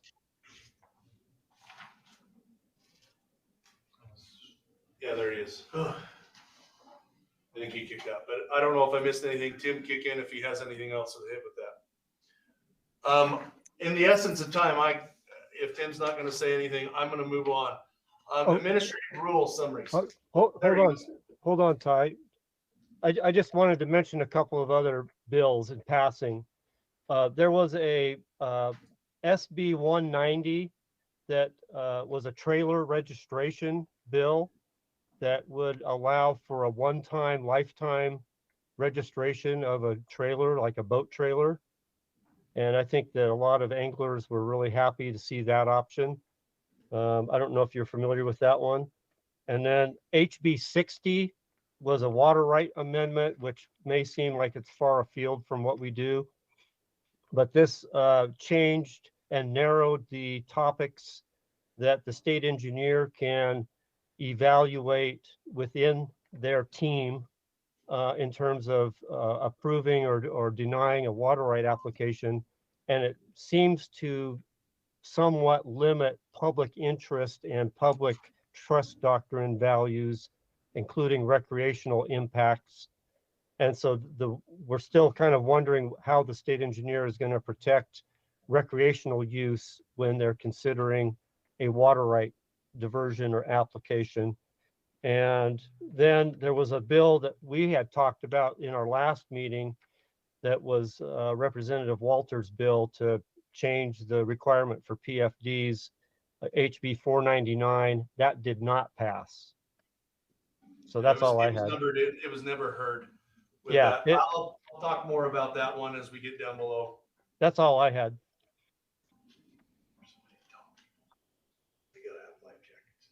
Okay. I seen a little blip where Tim was gonna say something. Yeah, I was just sorry. I went to unmute and I accidentally hit the hang up call. So, but I heard all of that on what you're talking about there, Ty. On the other like kind of boat dealers thing that we had going on there. If anyone has any questions on that, they can reach out to me on it. But really wasn't I could go both ways on that one. So, but yeah. All right, thanks, Tim. Okay, continuing on to administrative rules. We have some administrative rules that we are currently going to be working on. One is listed on here. It's R650-20517. And where are we sitting on time? I'm gonna have to end quickly. We're at 5:37 right now. Yep, I gotta end up here pretty quickly. You guys have got the summary of changes in this. What basically is going on with this is Pacific Corps has noticed that the current listed rule is incorrect from when they dealt with my predecessor, the Division of Wildlife Resources and such, dealing with Cutler Reservoir. We're going back and looking at a history on that administrative rule, which would have been R651-20517. And we will research it back until that rule did not exist and see if the language was on there. And then if we do not find a change, or we find a change, we'll change it. If there's a change that needs to be, we'll be working with Pacific Corps to see if we can get that rule taken care of. Pacific Corps basically owns this. It's the Cutler Reservoir is a hydroelectric project, as put down here, nearly 10,000 acres of land and water managed for power production, irrigation, public recreation, wildlife, and other compatible agricultural uses. Pacific Corps would like to be able to have things out there, but they are also looking that there may be they would like to have recreational uses out on their waterway, but they are now saying that ballasted boats are having an impact on their particular reservoir, and they currently have signs up right now that ban ballasted boats or ballasted type of wake enhancement activities out on their reservoir there. Moving quickly on to Newton Reservoir. Newton is a huge hotbed of user conflicts. We've heard that already.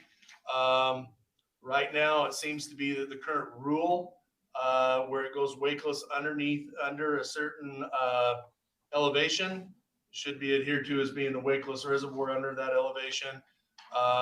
It basically, there's recommendations by the Division of Wildlife Resources to potentially zone Newton Reservoir as a wakeless body of water. I am going to say this, that I think the Bureau of Reclamation will also support this in this action there for that. Making it wakeless, similar to Lost Creek.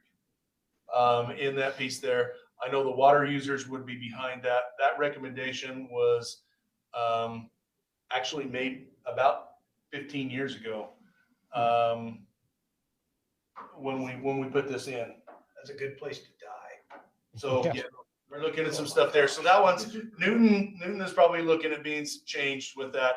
I need to work. We're going to get some language, and then we're going to work with Wildlife Resources and also the Bureau of Reclamation on that reservoir and making sure that we have the support to make that change there. The next one is excuse me, Ty. We had a listener virtually on this call, but he's only by phone number, and I texted him. Anyway, he supports the division's recommendation and was concerned about this 4761 number that BOR was recommending, and they would their group would not support the BOR 4761 elevation. They would support the DWR's recommendation to make it full pool wakeless. Okay. Yeah, that's what we're looking at, moving away from the elevation piece to the full wakeless designation on that body of water. And then the other comment this person had before the meeting was appropriate signage that would have lighting or some kind of lighting that would be more educational for the boaters as this, whatever the change, whenever it occurs, to make it more impacting and more educational. That was the other comment that he wanted me to forward on to the group. That particular thing is where that is a Bureau of Reclamation and also a water users facility. That would have to go through them. Okay, thanks. I'm going to turn the time over really quick to Brian and let him talk about carrying passengers for hire. Yeah. So this past fall, we met with UGO, which is the Utah Guides and Outfitters Association down in Moab, to discuss some changes to the R650-206 carrying passengers for hire. It's mainly cleaning up some definitions and adding to it. The first major one, as everybody knows, outfitters, they work in remote areas. The first aid requirements that we're having them go through and the certifications that we're having them go through dealt more in the urban settings and did not include wilderness first responders or wilderness first aid requirements on that. So we look to add those first aid requirements to it. The issue we have is creating a standard that's recognized throughout the state or throughout the nation. If you guys aren't familiar with it, wilderness first aid can be taught by anybody, not necessarily a college, university, or a organization.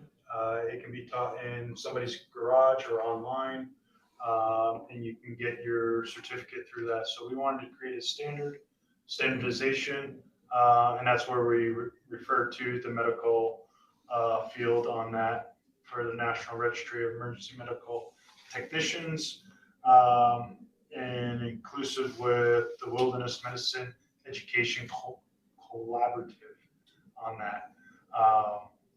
So that's one fix there. The other we're looking at is combining the trip manifest and trip log as to become one, where you can have either or. We talked to and met with our federal counterparts. They have no issues with those definitions. It does not interfere with anything that they are requiring from those trip leaders as well, or from the companies, I should say. And we're going through some other changes as well. All these were suggested from UGO, as well as some other representatives on the Weber companies on the Weber River as well. Due to time constraints, I won't go into those details, but we are looking at the length of time that companies have to hold on to documentations. Currently it's 6 years. We're looking to change that into 5 years as well. So that's pretty much it with the major changes on there. There is some languages that we're trying to change as well to just make it more user friendly.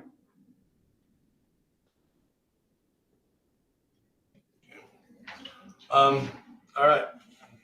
Any questions?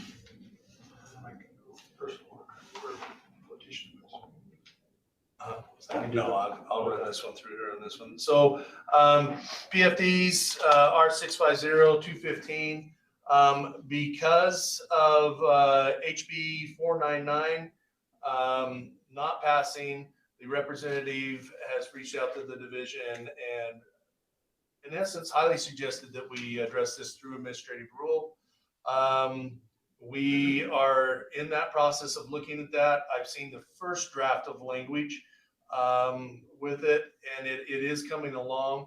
What it is going to affect is the current blanket that is across the state of Utah, that on every river, every person on board a vessel shall wear a PFD, except that the PFD may be loosened or removed by a person 13 years or older on a designated flat water sections. It's going to do the reverse of that. PFDs are not required on every river within the state of Utah, except for on the mandatory wear areas or mandatory wear rivers that are specified and or the river sections that are specified there. And I have a list of rivers that we're looking at right now: the Bear River, the Dirty Devil, the Escalante, the Fremont, Huntington Creek, American Fork River, Big Cottonwood Creek, Jordan River. Still need to talk about with Forestry, Fire, and State Lands on that one. Logan River, Muddy Creek River, Provo River, San Juan River, San Rafael, Virgin River. I need to talk with Washington County Search and Rescue on if they want the particular sections on the Virgin River listed or not. The Weber River, Ogden, Green, and Colorado. The Green and Colorado will be the flip side of the flat waters area. So if we listed a flat water area, it will be the upstream and the downstream side of that flat water area that will be the mandatory wear. And that will go through. So yes, it's just a different way of saying it. It's not going to really affect the outfitters and the outfitters really that much, other than just the way that we explain it to them of when people can have their jackets loosened or removed with that. I know that was quick and very dirty. There was also going to be a definition of a non-standard watercraft, and that is going to include like a blow-up air mattress or the white swans from Walmart, or the pink flamingos that were bought in Walmart down the rivers. And there will be a mandatory wear for the use of those in a mandatory area with that. So that is in essence our river piece that's there with their PFD that we are addressing some of the things that were addressed in 499 in House Bill 499. Okay, boat liveries and boat rental companies, we kind of already covered that piece that was in there. We're going to work with boat liveries. Two of the guys in here with that will work with Strawberry and also with Bear Lake. That we will look and make sure that we have a list of mandatory things in that briefing upon that boat going out for rental.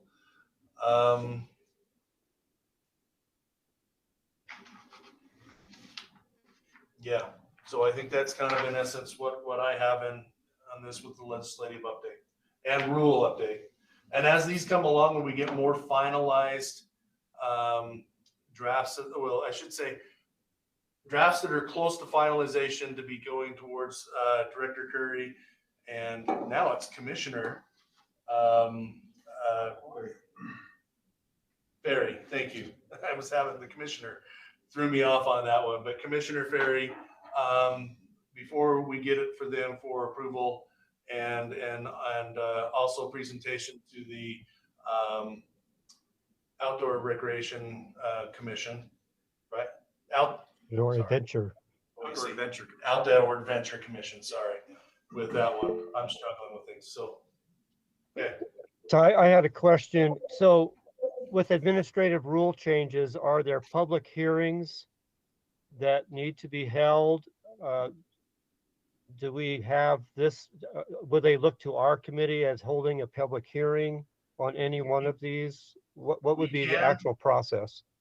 I would maybe ask that we can have that. This is a public hearing with that. And that's something that I can ask the advisory council if they would like to have a meeting to where we present these and have it open and we can have a discussion as that is the public hearing. Yes, we can do that. There's a public comment period that's. But there's also a public comment period afterwards. Sorry, it's only public comment that I think on that. There's no hearing that's required. Correct. Public comment. That fees is public hearing. Rule is a public comment period that will be, I think it's 60 days. So each one of these will have its own timeline, right? In Yes. terms of public comment period and public hearing, right? Yes.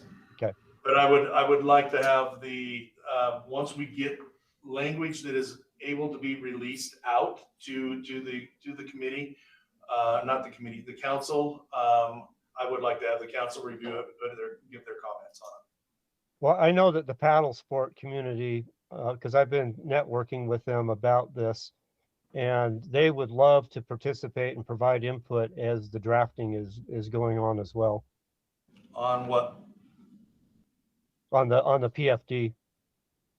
Yeah, and a lot of these things that were named out of this is the American Whitewater. A lot of these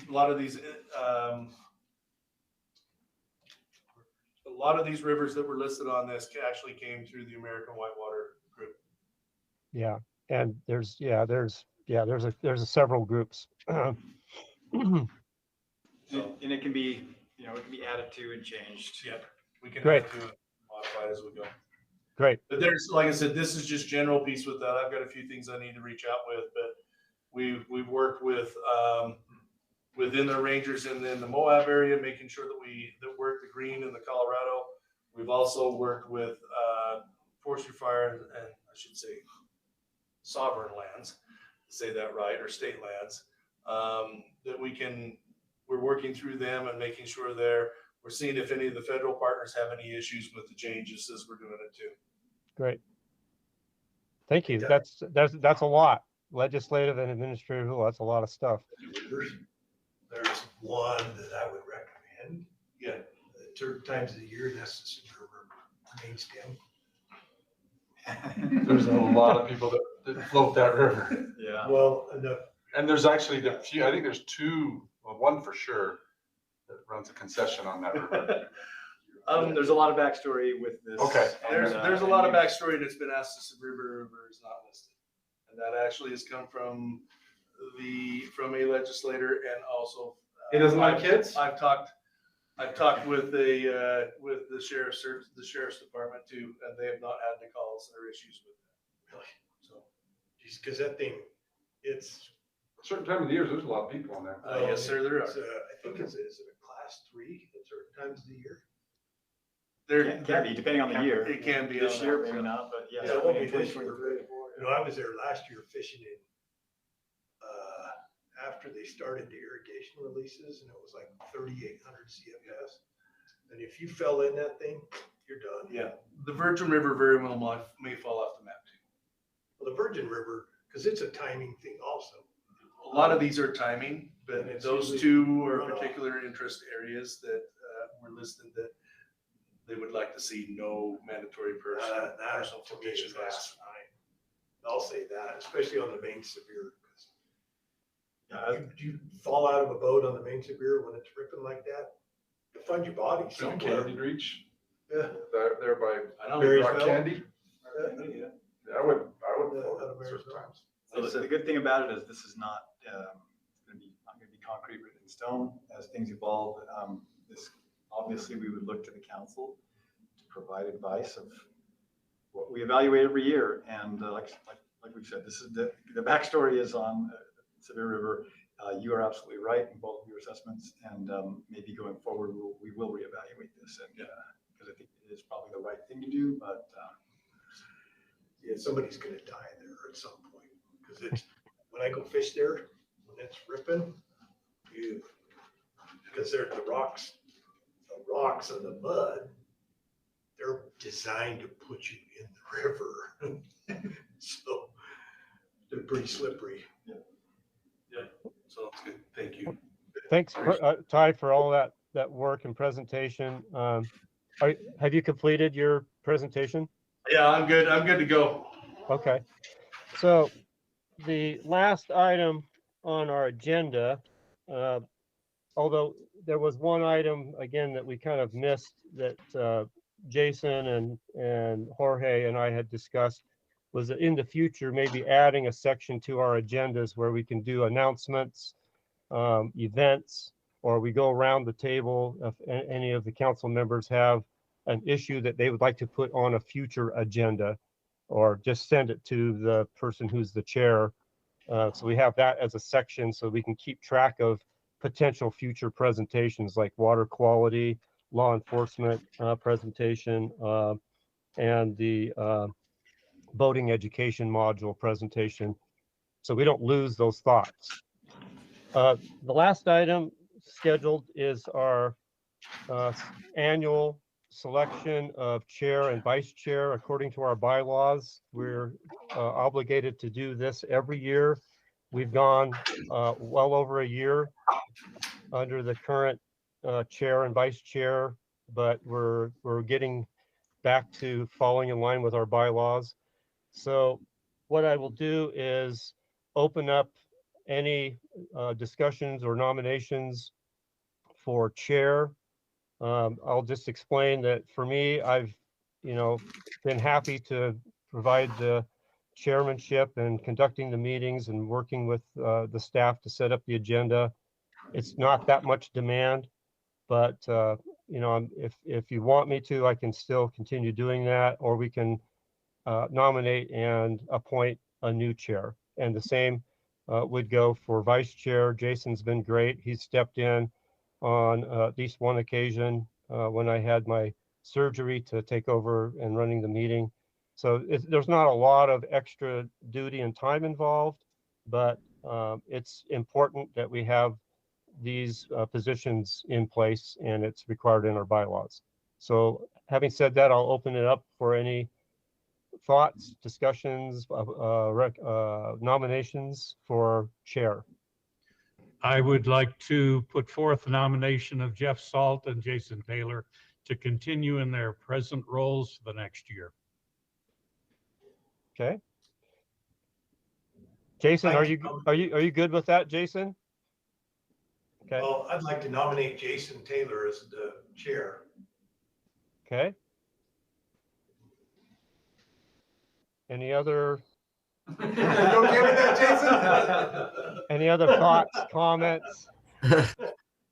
So I guess maybe, I'm here to do whatever I can do to help. Maybe the call a question. There is a nomination on the table. Let's go ahead and deal with that one first, Mr. Chair, and then we can go into the others. All right. So the first sounds like, nomination. Jason, you're good with that first nomination with Jeff as chair and you as vice. And so proceed with that one, and then we can take the next one. Yeah, I'm here to help anywhere I can do. Same here. So do we need a second for that? Yes. Okay, is there a second for the first nomination? I'll second the first nomination. Okay, thank you, Jenny. So the first nomination proposal by DeWitt Smith was for Jeff Salt to be reappointed as chair, with Jason Taylor reappointed as vice chair, seconded by Jenny Knutson. Any discussion? I'm happy to continue doing that. Jason has offered to continue. Okay. If no other discussion, let's go ahead and vote. All those in favor of the motion nomination, please say aye. Aye. Aye. Aye. Jason, did you vote? I did. I said aye. Okay. Right. Did we count the ayes? We'll see if there are any nays. Yeah. Any opposed? All oppose. Okay, one opposed. Any abstentions? So Okay. maybe, maybe since it wasn't unanimous, maybe Jeff, it would be good to, if our legal counsel was here, they'd advise us to do A roll call? Okay, so let's go back and do the roll call on the ayes. So Jeff Salt, aye. Jorge, do you want to maybe just do the roll Jason, call? aye. for us? Yeah. Okay, I'll do the roll call here. Let me get my list here.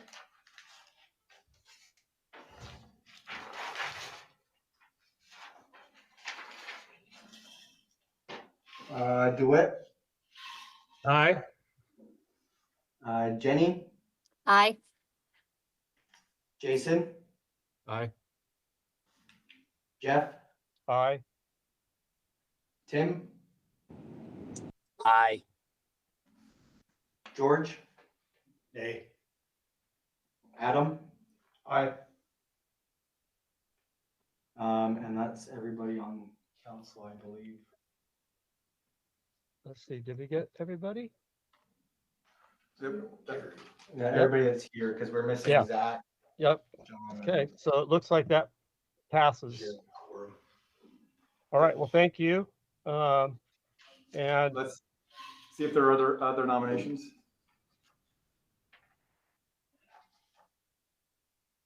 That seals that that nomination carries. Now, are there other nominations is the next step. I'll nominate Jason Taylor as the chair. I'll second that. okay, any discussion? Now's Jason? your chance, Jason. Wait, so I'm confused. Like, I so, thought- Yeah, I thought the first nomination and we voted, that was it. No, that's just to assure that all the members support that nomination. And so right now we are still open for nominations, and we'll keep going with the nomination process until there are no further nominations. And then at that point, if there's more than one, then we'll call a vote. Okay.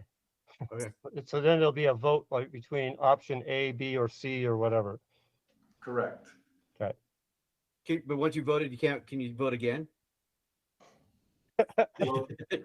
One vote per council member in the election, because it'll be Per basically motion. an election. Well, yeah, let's make this as simple as we can. Right. So there's a second nomination for Jason to be the chair. Is there an inclusion of a vice chair with that nomination? One at a time. I do Jason first, or the Okay. chair. And was there a second? Yes. I seconded it. Adam did. Okay. All right, no further discussion. Let's go ahead and have a roll call vote. Okay. DeWitt, He's got his thumb down. Go ahead and verbalize it. That's clear, clearly a no. Okay. Jenny, Nay. Jason, I'll do aye. Like, Jeff, Nay. Tim, Nay. George, Aye. Adam, Aye. so that's in, 4-3. yep, 4-3. For the nay. So the motion does not carry.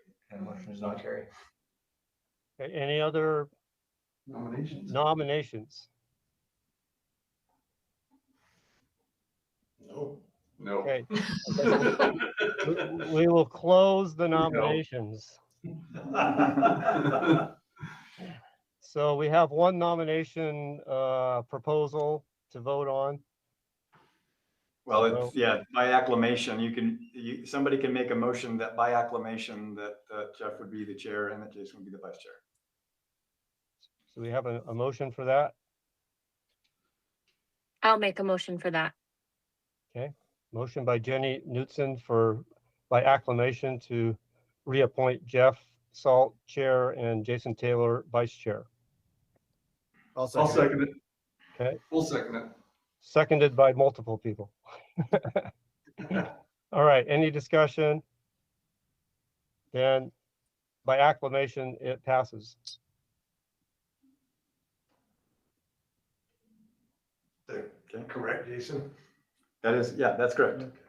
Okay. Yep, that seals it. And so, yeah, thank you for your past year's service, Jeff, and thank you for committing, and Jason too, to another year. Well, thanks. Yeah, I mean, it's not a lot of extra work, but I'm glad to do it. And Jason, he's glad to help out. So whatever we can do to keep the council together and functioning. And, I thought today's meeting was actually, information packed, which was great. And I'm hoping that we can maybe schedule a couple more meetings during the year and not just grant meetings, so that we can actually have some good information type meetings like we had today. I thought this was extremely valuable. And I'm really glad that we had people from the public attending. Cameron and Paul came down from Strawberry, which was a bit of a drive, and the others that attended virtually. So thank you for the public, and thanks for the members and the staff for their participation today.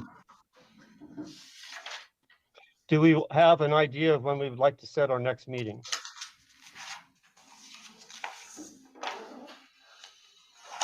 I like Jorge's poll that he sends out. I just say that we never do a meeting again on Memorial Day week. But It's almost like we're trying to get out of town. Is there a general sense of when we'd like to try to schedule? Because we have the grants that are opening up in September, and we're going to have 3 grants basically opening up all at once. So that is going to be, we're going to move into a pretty busy fall season, and as Jorge and I and Jason were discussing, we wanted to avoid doing the grant reviews during holiday time. So that backs us up a bit in terms of when we were going to have our meetings in order to make that schedule work. So are people comfortable with meeting in August or September, just as a general target? You want to shoot for September? I think that could be potentially beneficial, just to kind of get a last kind of overview on where we're at on the grant and any other additional information that we might have for you. Because June and July are terrible months to meet because everybody's busy and vacations. I could just send out a doodle poll for the month of September. Yeah. I guarantee I won't be there. Or I'll be guiding September 2nd. Oh, how about August? Is August? End of August is better for me. If we can do end of August. I'll throw a date in there. I'll look into August. Just the end of August. So let's Jorge, if we could, let's do kind of like an end of August and then first week or 2 of September, and just see kind of where people fall in that general time frame. Perfect. Great. Thank you all. Any other announcements or thoughts before we close the meeting? Just one thing to say thank you to this council and the work that you do, the time you spend. It means a lot to the division to have your different perspectives and help us as we carry out the mission of the division and the law that requires us to do the things we do. So thank you very much. Great. Thank you. There is a pack rafting film festival coming up in June, so I'll make sure people get the announcement for that. Those film festivals are kind of fun. All right. Well, thank you all. Want to get a motion? Motion to adjourn. Motion to adjourn from somebody. Adam. Okay. Second. Yeah, second by George. All in favor, say aye. Aye. Aye. Great. Thanks again for your time, everybody. Thank you. Have a good one. Bye.